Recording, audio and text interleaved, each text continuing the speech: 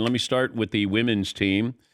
Was this a matter of maybe not having like a cohesive roster where you had young talent, you had some older players maybe shouldn't have been playing, and you had some injuries? So, and the world's caught up a little bit here. I think it's that last point, Dan. I think that's where it is. 6 years ago, I raised this topic and I took some real criticism on it, rightfully so to a certain extent. The fact that the United States women, they are the level that everyone wants to chase. It's completely different versus the men. We all know that. But about 6 years ago, I said when the footballing soccer countries not only put their resources behind the women's game, but their brains behind it, and I'm talking the technical, tactical aspects of the game, the gap's going to be closed. There have been warning signs, Dan, with the youth in our country and the youth national teams struggling to get out of groups. Now that generation's with the first team. Now we're seeing the best, most diverse U.S. Women's World Cup ever. And so now it doesn't surprise me that the Women's World Cup now has Canada, Germany, Brazil, the United States going home. I think the U.S. women are up against it. And I'll say this for your listeners, the definition of insanity is doing the same thing over and over and expecting a different result. I think this is a watershed moment for the U.S. women. Well, what do you mean by that? What I mean by that is they've got to really address top to bottom how to fix that. And I think it starts with the youth. Now, listen, on one level, and this is the ex-athlete in me, the Summer Olympics is just around the corner. So they can change the manager. They can potentially change the general manager. You can change what you said a little bit in the roster getting old, get rid of some of that, bring in some younger players. The injuries, then those players come back. You can quickly fix that at the first team level.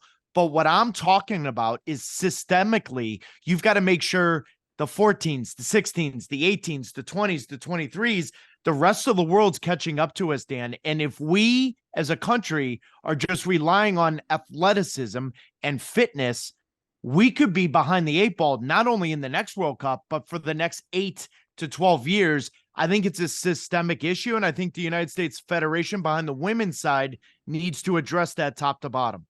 But was the mistake made with the roster and maybe, keeping some of these, Mount Rushmore women on the team, and they shouldn't have been on the team? Yes, absolutely. Okay. Now, if you're going to have them on the team, they better be really good and dynamic in leadership. And I think there's a debate to be had there. Listen, Carly Lloyd took a lot of criticism, and I defended Carly Lloyd. Dan, you know this way better than me. Many athletes leave the field, get into this job, the red light comes on, they don't want to say anything, they don't really want to give their opinion because they're scared about their friendships or relationships off the field. Carly Lloyd gave her opinion. Whether I agree or disagree, that's not here. But she's the closest thing we have in the media to that group, and she wanted to bring up mentality. She wanted to bring up leadership.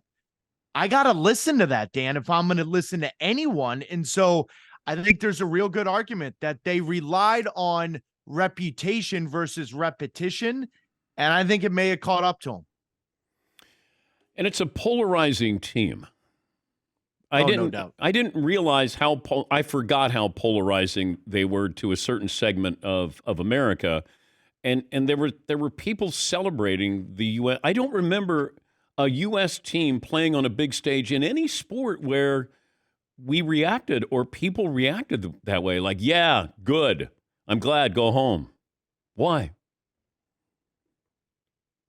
Because that's the world we live in now, Dan. I mean, listen, honestly, I've never seen a red, white, and blue team rooted against as much as the U.S. women. And it's equal pay, it's diversity, it's the fact that Megan Rapinoe was the first athlete to back Colin Kaepernick and support him when she knelt. Then it's the cameras all over them. They're not singing the national anthem now. They're as polarizing as any group that may be there. Now, I'm of the mindset on a personal level, they're also sticking up for what they believe in. I have no issue with that. But you've got to deliver. Now, I raised a real question. I don't care if they're men or women.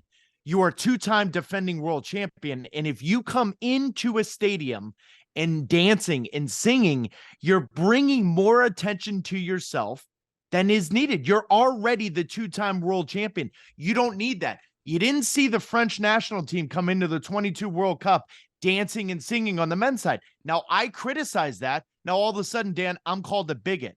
That's just the world we live in now. And so I am very confused in the world we live in, because the women that we're talking about, the Hope Solos, the Carly Lloyds, they've told me off camera and behind the scenes, we need people like you to criticize us, analyze us the way you do men.